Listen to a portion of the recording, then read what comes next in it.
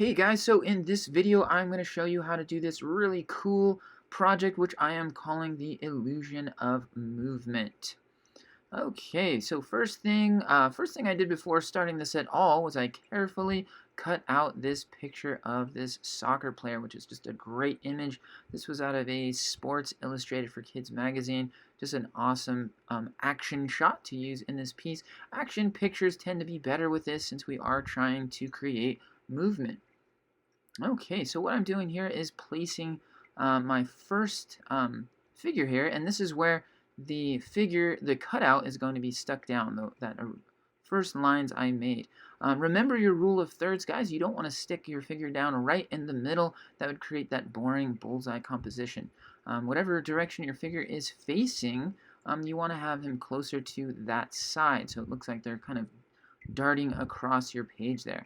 Alright, real quickly there, you see I stuck down a piece of tape onto the back. That's a really important thing you want to do. I was having a tough time tracing these before I did that. Also, you only have to trace the back side of your figure as you go along because they're supposed to look like they're being overlapped by the one in front of it. So you only have to do that back side there.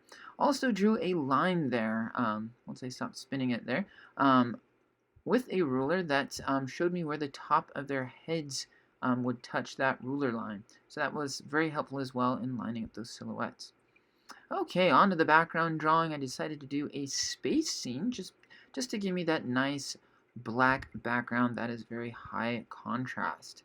So with his yellow clothes there, he just pops out really nicely against that black background. So that was a good choice. His hair sort of does get lost because his hair is very dark, but not too bad.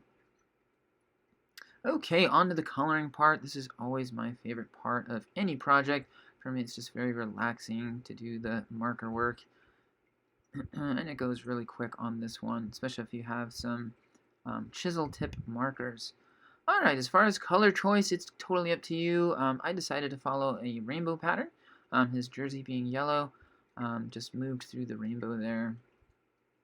Alright, on to the gluing. So my strategy for gluing this down is to do a very thin bead of glue all the way around the outer edge.